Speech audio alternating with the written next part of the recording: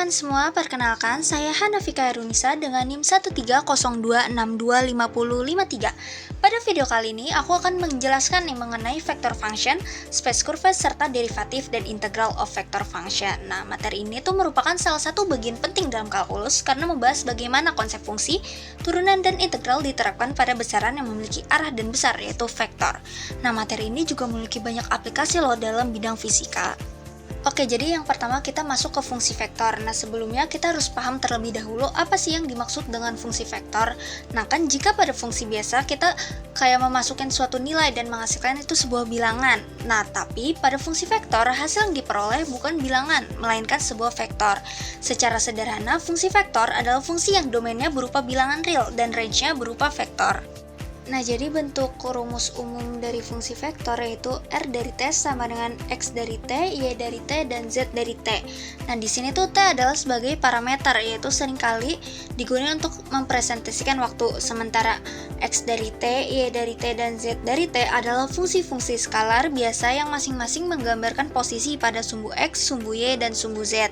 Nah, sedangkan vektor IJK adalah vektor satuan pada ketiga sumbu tersebut. I menunjukkan ke arah X, J menunjukkan ke arah Y, dan K menunjukkan ke arah Z. Untuk fungsi vektor R dari T yang terdiri dari tiga komponen, yaitu F dari T, G dari T, H dari T, maka limitnya itu kita tulis menjadi limit T menuju A R dari T sama dengan limit T menuju A F dari T, limit T menuju A, G dari T, limit T menuju A, H dari T. Nah, asalkan limit dari ketiga komponen tersebut ada, jadi untuk menghitung limit fungsi vektor itu kita hitung limit setiap komponen secara terpisah, lalu hasilnya itu kita gabung kembali menjadi vektor. Nah, fungsi vektor R dari T itu dikatakan kontinu di titik T sama dengan A itu apabila limit T menuju A R dari T sama dengan R dari A. Dengan kata lain, sebuah fungsi vektor kontinu jika dan hanya jika semua fungsi komponennya kontinu. Nah, ini tuh penting supaya kita memastikan kurva vektor itu nggak loncat-loncat alias mulus saat T mendekati A. Oke, baik teman-teman, sekarang kita masuk ke konsep kurva ruang. Nah, definisinya itu kayak misalkan FGA itu adalah fungsi-fungsi kontinu pada suatu interval I. Maka himpunan semua titik X, Y, Z yang memenuhi yaitu X sama dengan F dari T, Y sama dengan G dari T, dan Z sama dengan H dari T. Ketika T berubah sepanjang interval I, itu kita sebut sebagai kurva ruang C. Persamaan-persamaan X sama dengan F dari T, Y sama dengan G dari T, dan Z sama dengan H dari T itu kita sebut persamaan parametrik dari kurva C. Dan T-nya itu kita sebut sebagai parameter. Nah, jadi hubungannya itu apa sih sama fungsi vektor? Nah, hubungannya dengan fungsi vektor itu sangat erat. Fungsi vektor RT sama dengan FT, GT, HT sebenarnya itu adalah cara gimana kita menggambarkan kurva ruang itu. Setiap nilai T yang menghasilkan satu titik di ruang 3 dimensi dan kumpulan semua titik itu akan membentuk suatu kurva. Nah, contoh kurva yang biasa kita ketahui itu ada di helix atau spiral itu seperti pegas atau DNA.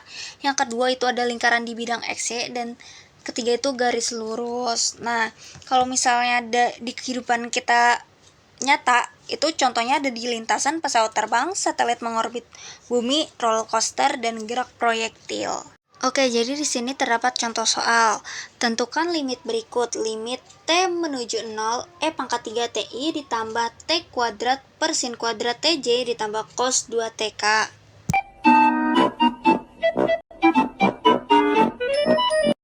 Nah, jadi penyelesaiannya itu sama seperti definisi. Kita hitung limit setiap komponen secara terpisah. Nah, pada komponen pertama itu kan limit T menuju 0 E pangkat min 3T karena fungsi eksponensial kontinu, kita bisa langsung substitusi T sama dengan 0 menjadi E pangkat min 3 dikali 0 sama dengan E pangkat 0 itu yang hasilnya tuh 1.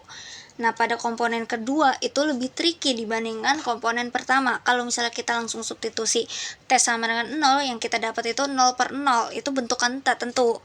Maka kita ubah dulu bentuknya supaya muncul pola yang biasa kita kenal lah, kita tahu. Nah, kita ubah yang tadinya limit T menuju 0 T kuadrat per sin kuadrat T, kita ubah menjadi limit T menuju 0 T per sin T kuadrat. Nah, sekarang kan bentuknya udah jadi kuadrat dari T per sin T kan. Nah, karena kita punya limit trigonometri yang limit T menuju 0 sin T per T sama dengan 1. Nah, kalau sin T per T mendekati 1, otomatis kebalikannya yaitu T per sin T juga mendekati 1. Jadi kalau misalnya kita kuadratin 1 kuadrat sama dengan itu hasilnya itu 1.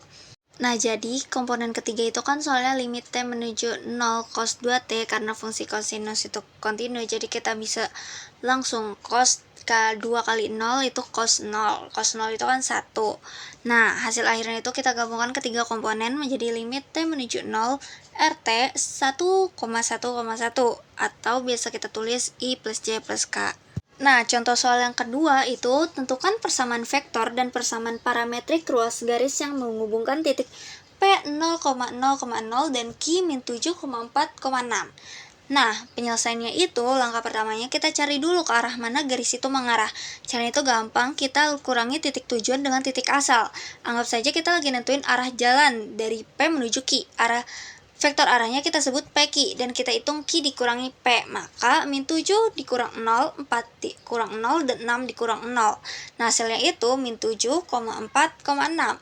Nah, langkah kedua, sekarang kita susun nih persamaan vektornya. Logikanya begini, kita mulai dari titik awal P lalu berjalan sepanjang vektor ke arah PQ tadi dengan T sebagai pengatur seberapa jauh kita sudah berjalan. Jadi rumusnya adalah titik awal ditambah T dikali vektor arah. Jadi RT sama dengan 0,0,0 ditambah T dikali min 7,4,6. Nah, hasilnya itu min 7T, 4T, 6T. Di mana T bernilai di antara 0 dan 1. Nah, langkah ketiganya dari persamaan vektor tadi kita tinggal pisahkan jadi 3 persamaan terpisah.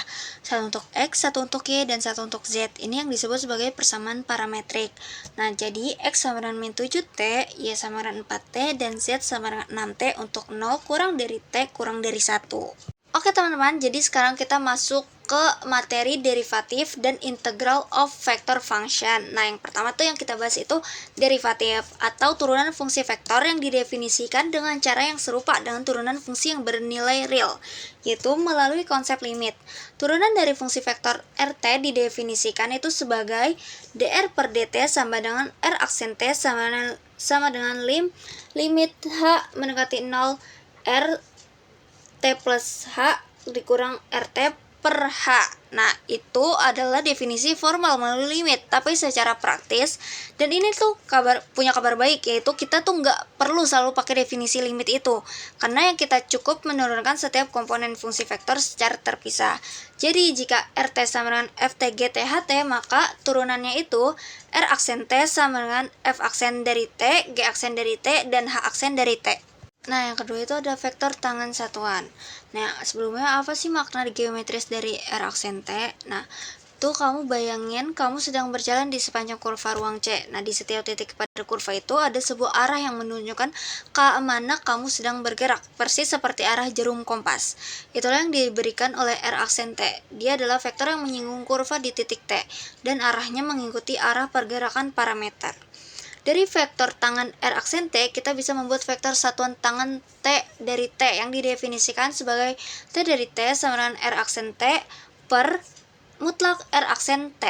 Vektor T dari T ini sangat penting karena dia tuh menyatakan arah gerak benda pada setiap titik dengan panjang selalu satu satuan. Inilah yang digunakan dalam fisika untuk mendefinisikan arah kecepatan secara tepat.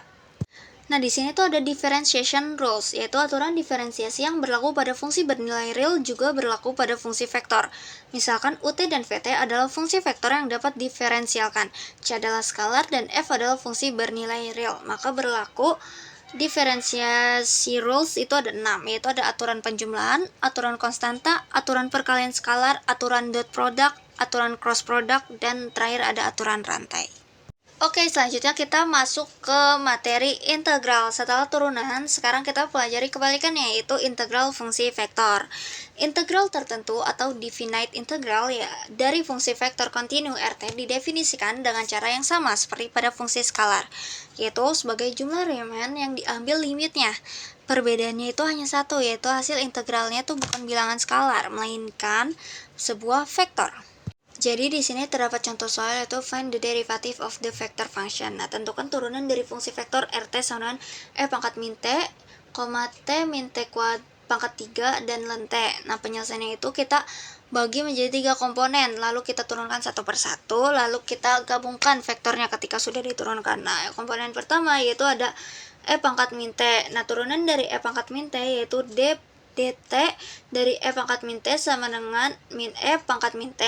Nah, komponen kedua itu terdapat T min T pangkat 3. Jika kita turunkan yaitu D dt dari T min T pangkat 3, karena turunan dari T itu 1 dan turunan dari T pangkat 3 itu 3T kuadrat, maka hasilnya itu turunan dari T min T pangkat 3 yaitu 1/3T kuadrat.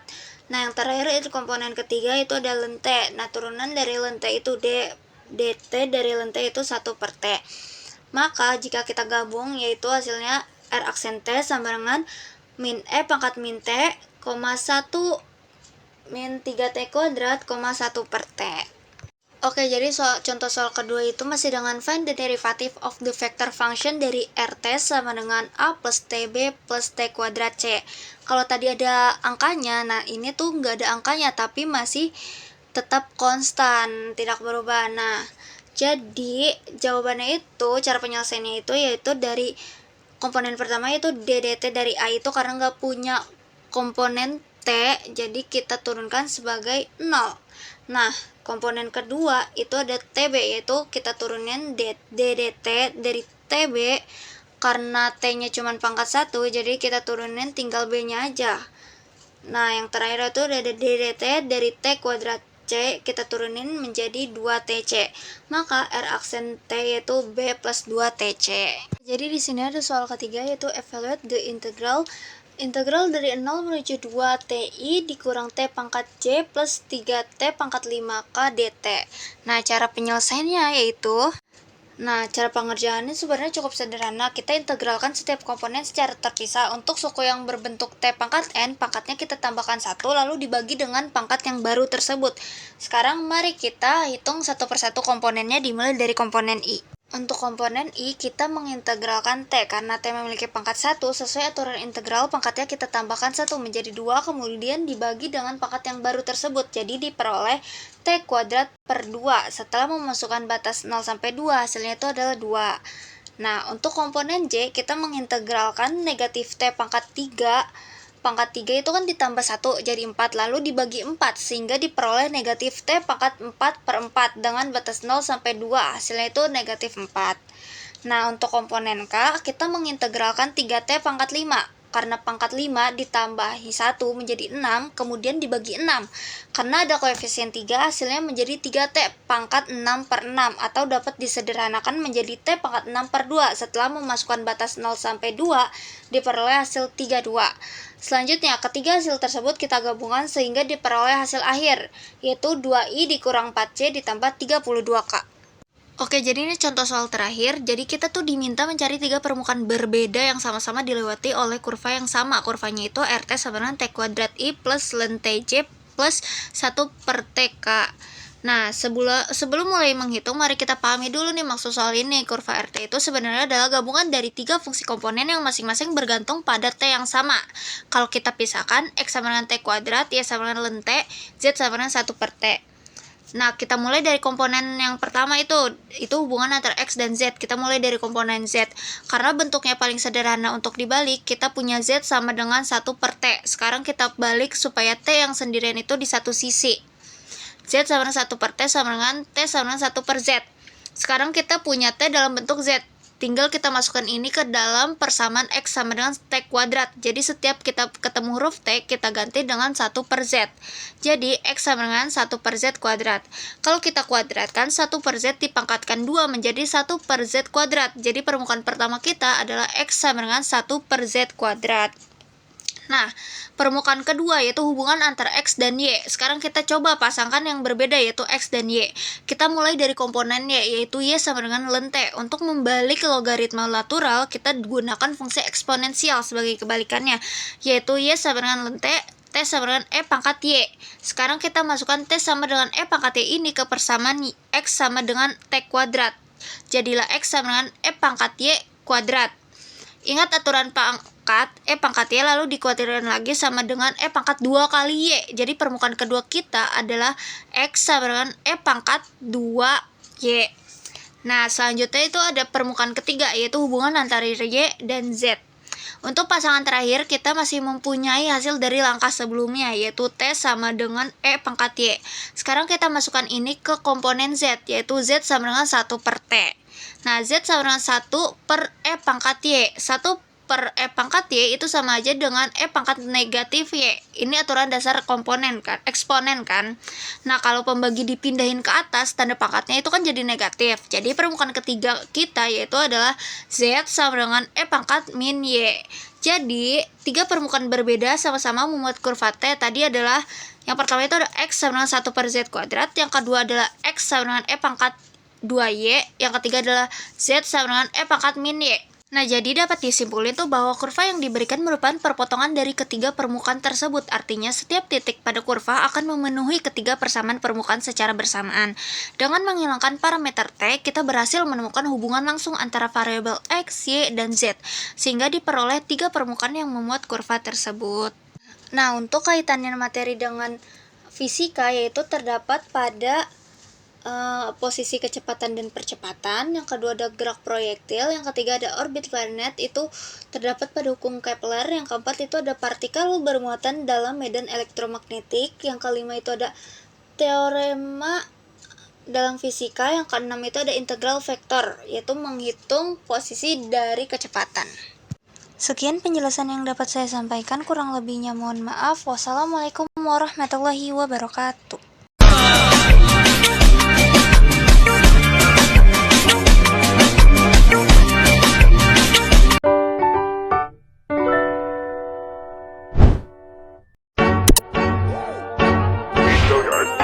I got so much motherfucking design on right now.